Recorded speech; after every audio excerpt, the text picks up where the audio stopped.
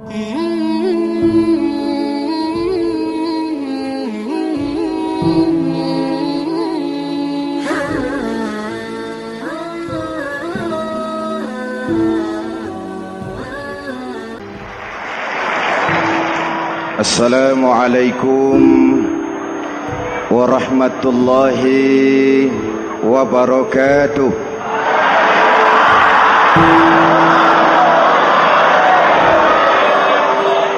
Alhamdulillahi rabbil alamin, wassalatu wassalamu ala ashrafil mursalin, sayyidina wa maulana Muhammadin wa ala alihi wa sahbihi ajmain, amma ba'du.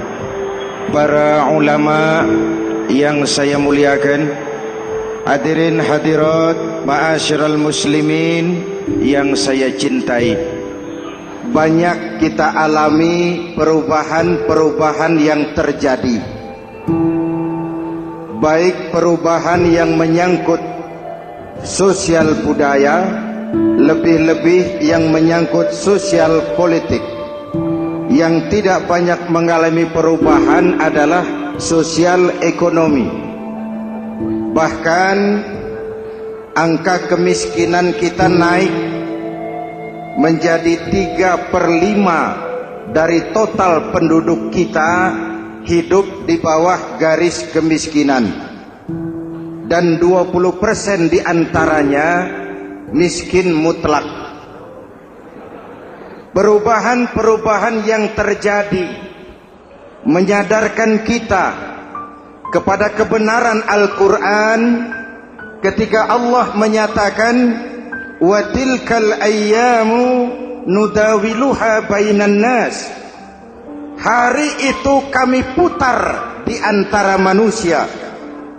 Ada saat datang, ada waktu pergi.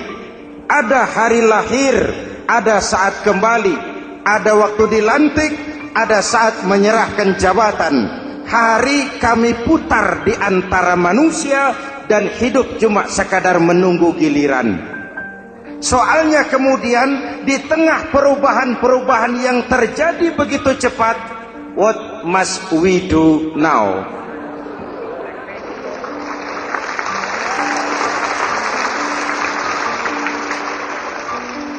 Saya juga nggak ngerti itu. Yang penting kan penampilan. Saudara-saudara kaum muslimin di seluruh tanah air, jadi pemimpin adalah pelayan bagi orang yang dipimpinnya.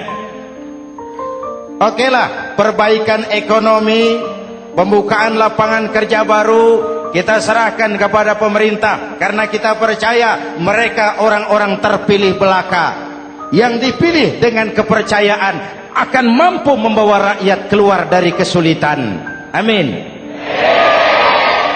Tugas kita sekarang di zaman susah meluruskan akidah. Jangan sampai mbah dukun yang naik ke permukaan. Betul? Islam misinya yang pertama membebaskan manusia dari kemusyrikan. 13 tahun Rasul berjuang di Mekah, menanamkan akidah, meluruskan keyakinan, membentuk iman. 13 tahun membebaskan manusia dari belenggu kemusyrikan. 13 tahun menanamkan la ilaha illallah Muhammadur Rasul dengan seluruh konsekuensinya. Kalau saya yakin tidak ada Tuhan selain Allah, saya tidak akan minta tolong kecuali hanya kepada Allah. Saya tidak akan pernah takut kecuali hanya kepada Allah. Saya tidak akan menggantungkan hidup kecuali hanya kepada Allah. Saya tidak akan minta rizki kecuali hanya kepada Allah. Saya tidak akan melarikan persoalan kecuali hanya kepada Allah. Kalau konsekuen dengan keyakinan ini, Mbah Dukun nggak dapat tempat.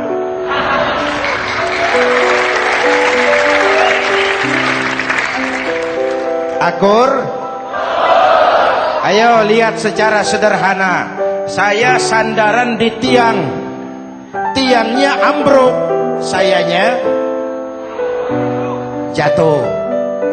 Saya sandaran di tembok, temboknya runtuh, saya juga runtuh. Saya sandaran kepada orang kaya, dia jatuh miskin, saya bangkrut. Saya sandaran kepada jenderal, dia pensiun, saya selesai.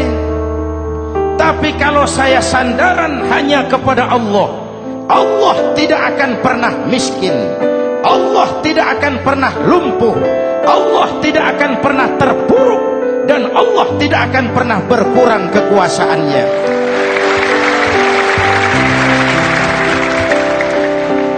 Maka umat Islam, sesulit apapun zaman yang kita hadapi, Allah juga tempat kita bersandar. Jelas? Selama ini kita iman dalam ucapan, tapi sekuler dalam perbuatan. Di masjid ada Allah, di kantor Allah tidak ada, maka korupsi merajalela.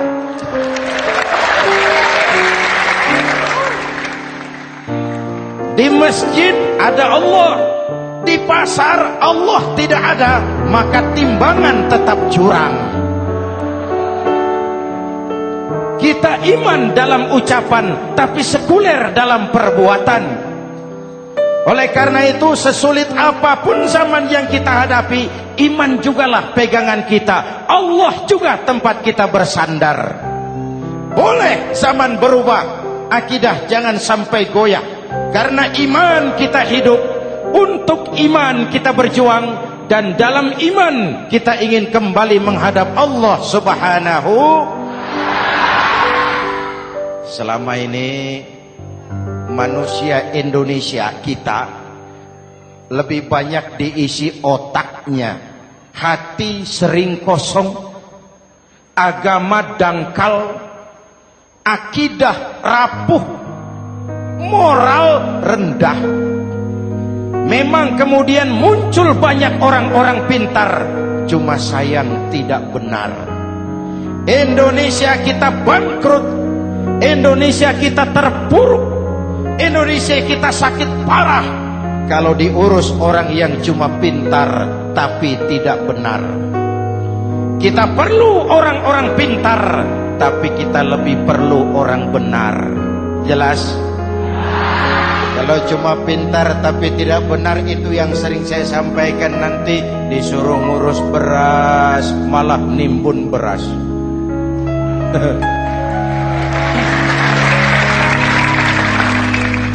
Disuruh ngurus laut malah jadi bajak laut. Disuruh ngurus hutan rame-rame jadi orang hutan. Jutaan hektar hutan Indonesia kita ini merupakan kekayaan sumber daya alam kita yang harus digunakan bagi sebesar-besar kemaslahatan rakyat. Yang disuruh ngurus hukum malah bikin hukum seperti pisau, tajam ke bawah, tumpul ke atas. Jangan heran lalu di masyarakat muncul street justice, pengadilan jalanan, sebagai refleksi dari ketidakpuasan melihat sikap hukum yang sangat berpihak. Kalau yang kecil salah, hukum cepat-cepat ditegakkan.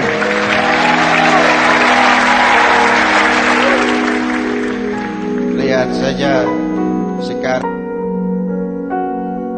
sekarang ini, kalau orang terkenal banyak uang, punya masalah, antri yang bela. Betul?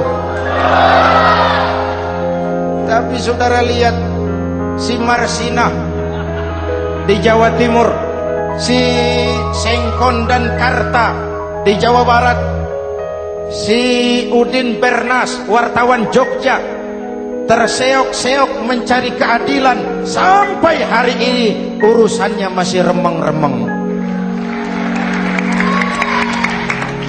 Kenapa bisa begitu? Jawabannya sederhana, tidak ada fulus. Ada fulus mulus, tidak ada fulus manfus. Betul? Jangan sampai para penegak hukum kita terjebak pada lagu baru, maju tak gentar, membela yang bayar. Biar bertentangan dengan nurani, biar bertentangan dengan public opini, biar bertentangan dengan rasa keadilan. Siapa yang bayar, itulah majikan. Mau benar atau salah, belain terus. Kalau seperti inilah hukum kita, mafioso keadilan akan tetap gentayangan.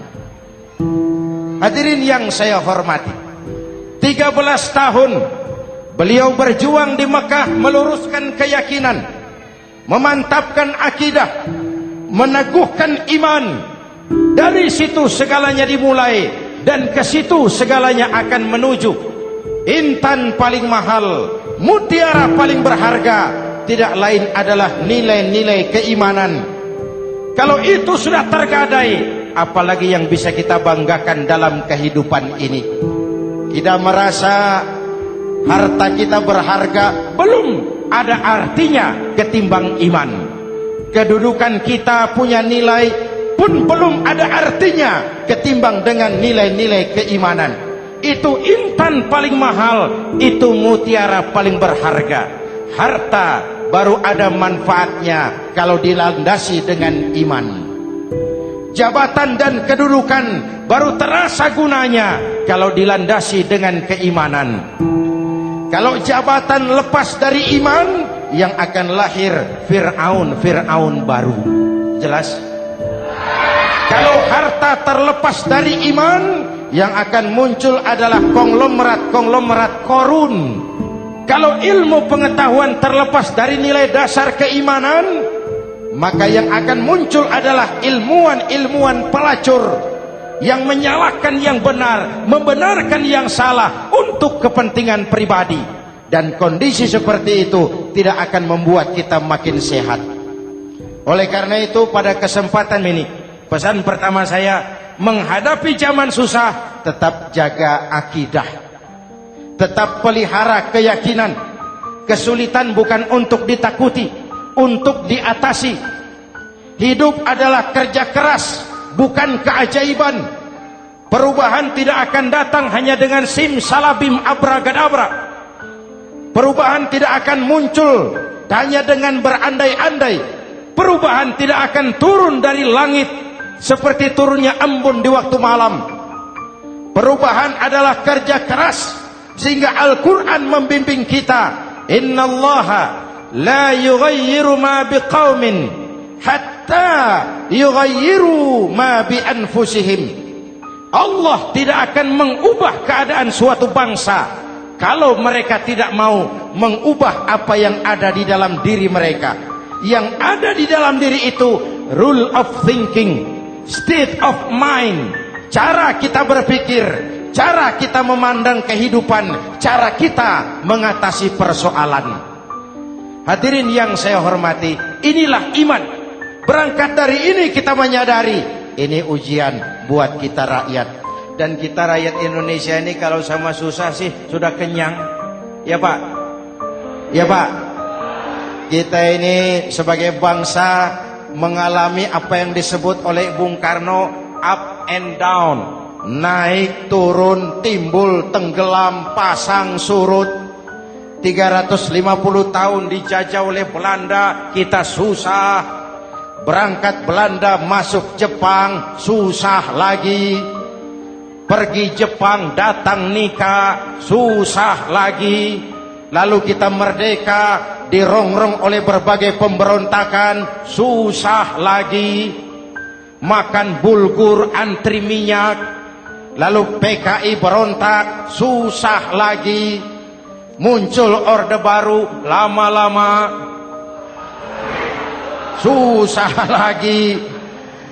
Orde baru selesai, naik reformasi, mulai repot nasi, susah lagi.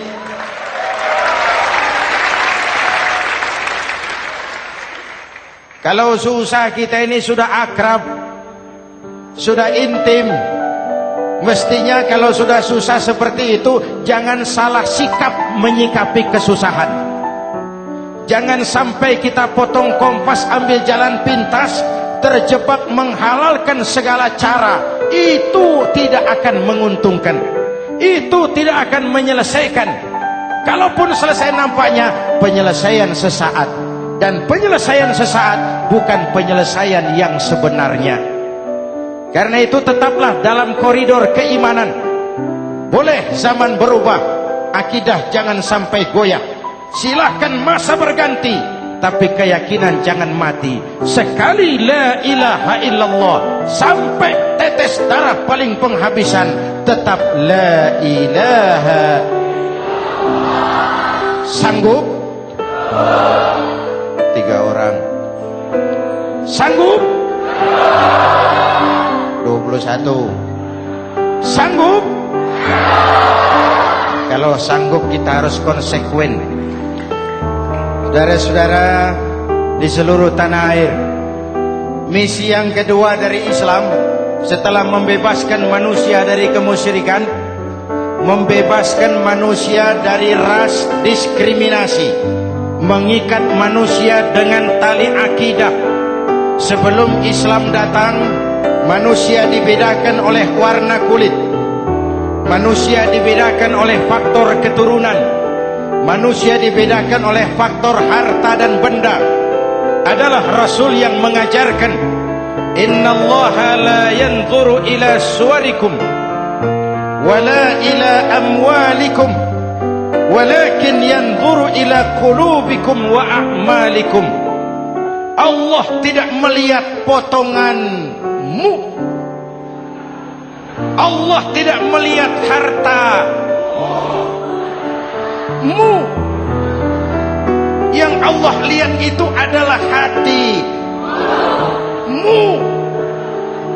dan amal perbuatanmu. Jauh sebelum Amerika teriak-teriak membanggakan apa yang mereka sebut sebagai Declaration of Independence, Nabi sudah mengajarkan kepada kita semua, An-nas kulluhum li Adam wa Adam min turab, la fadla li Arabiyyin ala ujamiyyin illa bittaqwa. Seluruh manusia berasal dari Adam. Adam diciptakan dari tanah. Tidak ada kelebihan Arab dengan yang bukan Arab kecuali takwanya. Jauh sebelum Amerika mencanangkan bahwa semua manusia dilahirkan sama, that all men are created equal. Jauh sebelum itu Islam sudah membebaskan manusia dari ras diskriminasi. Apa dalam konteks kekinian menghadapi zaman susah tetap jaga kerukunan?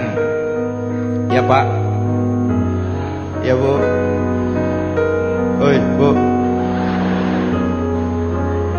Menghadapi zaman susah tetap jaga kerukunan, baik antar umat seagama, antar umat beragama, maupun antar umat beragama dengan pemerintah. Menjaga kerukunan. Jangan saling sikat sikut di antara kita. Sebab kalau sudah rukun, saya ajak berhitung. 1 ditambah 1 sama dengan, itu matematika namanya. Hasilnya pasti. Tapi angka sosial hasilnya aneh. Saya ubah jadi angka sosial. Ayo kita berhitung lagi. 1 orang takut ditambah 1 orang takut sama dengan 2 orang setengah berani. Kenapa setengah berani? Karena sudah berdua. Tadi kan takut sendiri. Kalau sama-sama takut berkumpul jadi setengah berani. Kalau ditambah 1 orang takut lagi, 1 orang takut ditambah 1 orang takut ditambah 1 orang takut sama dengan 3 orang berani. Kenapa jadi berani? Karena sudah bertiga. Kita yang lemah, kita yang marginal, kita yang dikucilkan, bahkan kita yang dilecehkan, kalau mau rukun kita akan kuat dan tidak bakal dipermainkan orang.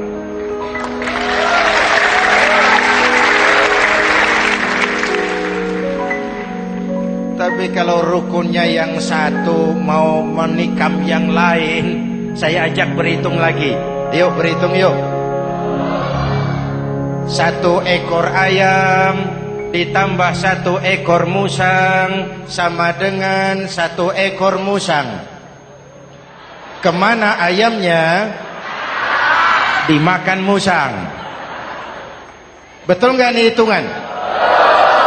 Ayo kita hitung lagi. 1 ekor ayam ditambah 1 ekor musang sama dengan 1 ekor musang.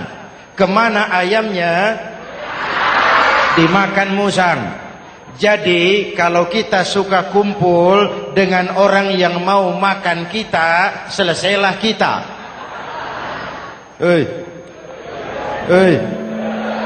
Maka kalau merasa kita ini ayam, yuk kumpul sama-sama ayam, pulang ke kandang ayam.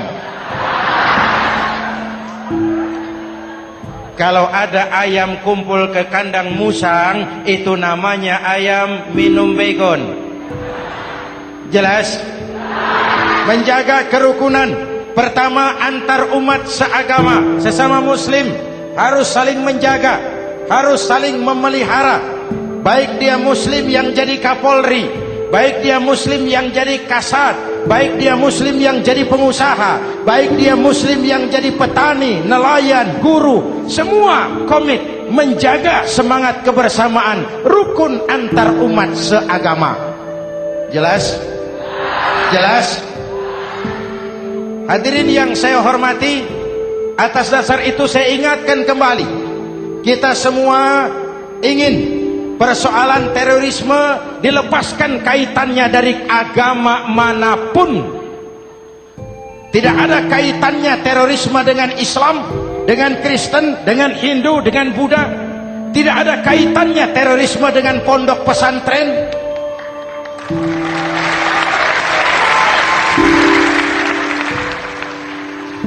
Jangan sampai pesantren jadi kambing hitam. Karena sejak zaman penjajahan, pesantren sudah terbukti memberikan kontribusi bagi perjuangan memerdekakan rakyat Indonesia. Rukun antar umat seagama. Yang kedua, rukun antar umat beragama. Islam ini rahmatan lil. Jangankan manusia walaupun berbeda agama, binatang saja dihormati. Ada hadis, fa iza zabahtum fa ahsinuz zibhata. Kalau kamu menyembelih hewan, sembelihlah dengan cara yang terbaik. Jangan menyembelih ayam dengan pisau tumpul. Itu namanya tidak berperi kebinatangan. Yang kecil lagi, saudara buka babul istinja, makruh buang air kecil di tanah yang berlubang. Sebab apa? Pertama, menjaga kesehatan. Siapa tahu di lubang yang saudara buang air kecil itu ada gas beracun. Kalau tidak, melindungi binatang yang ada di dalam lubang. Siapa tahu di lubang yang saudara buang air kecil itu ada semut sedang rapat membahas terorisme. Apa dosanya lalu mati dikencingi? Ini namanya rahmatan lis semut. Binatang saja dilindungi. Maka perbedaan agama tidak harus menyebabkan kita bertolak belakang. Perbedaan agama bukan alasan untuk saling bermusuhan. Apalagi kita sudah menyadari tentang kemajemukan kita, tentang kebinekaan kita, tentang keragaman kita. Rukun antar umat beragama. Saling menghormati, saling menghargai, tapi tetap dalam batas lakum dinukum. Lalu rukun antar umat beragama dengan pemerintah. Hadirin yang saya hormati, yang benar kita dukung, yang salah kita perbaiki dan kita tegur menurut cara-cara yang diajarkan oleh agama kita. Dan sholat berjamaah, pendidikan bernegara yang paling bagus. Tadi kita sholat ada imam, ada makmum, betul? makmum wajib ikut imam kalau imam benar sholatnya. Rakyat wajib ikut pemimpin kalau pemimpin benar mimpinnya. Masyarakat Islam ini loyal. Masyarakat Islam ini bukan pemberontak. Masyarakat Islam ini taat dan setia. Kapan? Kalau imamnya benar. Imam takbir, makmum. Imam ruku, makmum. Imam i'tidal, makmum. I'tidal. Imam sujud, makmum. Tapi kalau imam keliru, mestinya imam ruku malah sujud. Salah imam ini. Tegur. Siapa yang wajib negur? Makmum yang saf terdepan. Anggota DPR.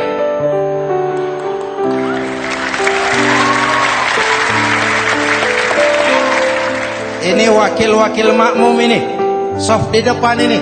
Kalau imam keliru, mereka paling tahu. Ngomong. Tegur. Bagaimana negurnya? Ada aturan main. Mestinya ruku, imam sujud. Salah ini imam. Subhanallah. Kan begitu negurnya. Betul?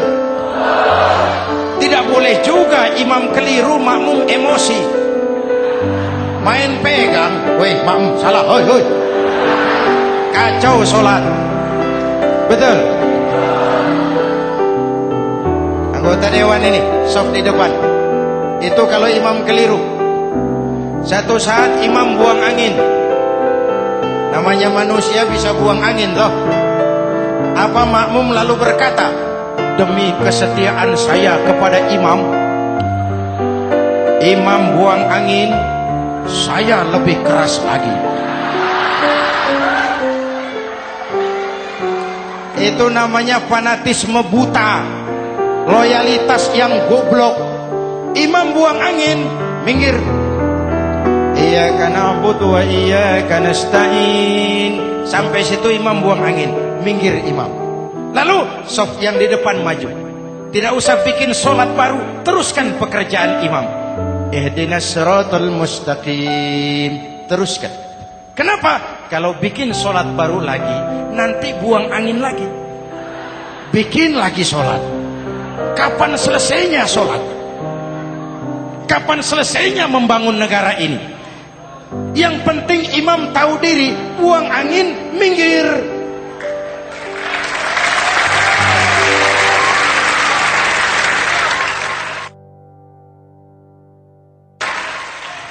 Ini kacaunya sholat berjamaah kita sekarang. Kacaunya negeri kita sekarang. Banyak imam sudah buang angin, gengsi. Dia aja merasa nggak punya salah. Dikasih tahu sama makmum, imam tadi buang angin ya, malah jawab sedikit. Apa kalau sedikit lalu tidak batal sholat itu? Mekanisme kehidupan sosial yang diatur lewat tuntunan sholat berjamaah. Sehingga Nabi berpesan, kun imaman muta'an au ma'muman muti'an fala takun thalisan jazu'a. Kalau jadi pemimpin, jadilah pemimpin yang ditaati. Kalau jadi makmum, jadilah makmum yang mentaati. Jangan jadi golongan ketiga pemecah belah. Di depan tidak jalan, di belakang takut, ditaruh yang di tengah, di depan didorong, yang belakang ditendang. Ini namanya biang kerok. Saudara-saudara, dari uraian singkat ini saya ambil beberapa catatan pokok. Pertama, kalau ada intan paling mahal, kalau ada mutiara paling berharga dalam hidup kita, itu tidak lain adalah karena keyakinan. Hidup jadi indah, hidup jadi berharga, hidup jadi berarti kalau didasari atas sebuah keyakinan. Dan keyakinan itu tidak lain adalah nilai iman kita, akidah kita kepada Allah Subhanahu wa ta'ala. Yang kedua, tetap menjaga kerukunan. Sesulit apapun zaman yang kita hadapi, kita tetap harus menjaga semangat kebersamaan. kita harus tetap menjadi lem perekat yang menjaga keutuhan baik sebagai bangsa maupun sebagai umat. Perbedaan adalah wajar, harus dihormati sebagai ciri kehidupan berdemokrasi. Tapi jangan perbedaan menjadi sebab kita bermusuhan, dan jangan perbedaan menyebabkan kita saling berpecah belah. Hormati perbedaan, jangan perbedaan dipandang sebagai permusuhan. Dengan akidah yang kuat dan kebersamaan yang kokoh, ayo kita hadapi kesulitan, kita atasi kesulitan, dan dengan kerja keras untuk menyongsong hari esok yang lebih pasti. Mari kita Fatihah, semoga Allah memelihara kita bangsa Indonesia. Ala hadhihi niyah wa ila hadratin Nabi. Al-Fatihah.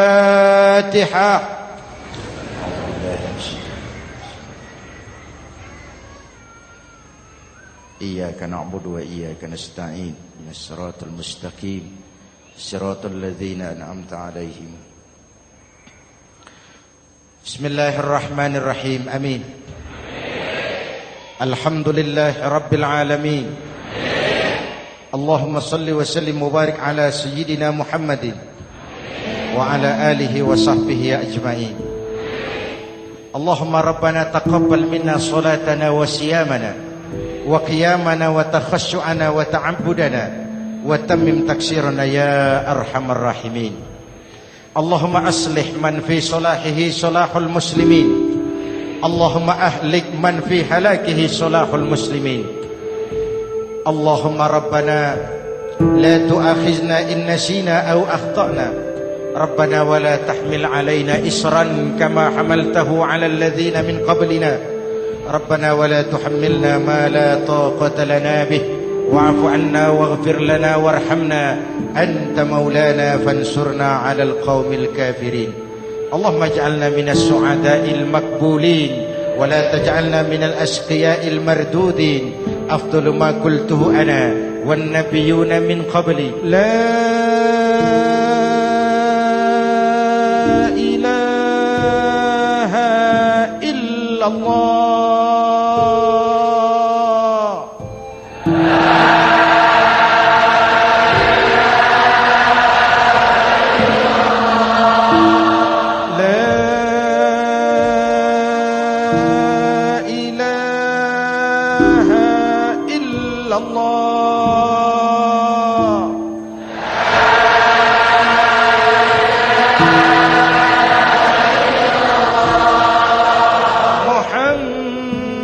Muhammadur Rasulullah.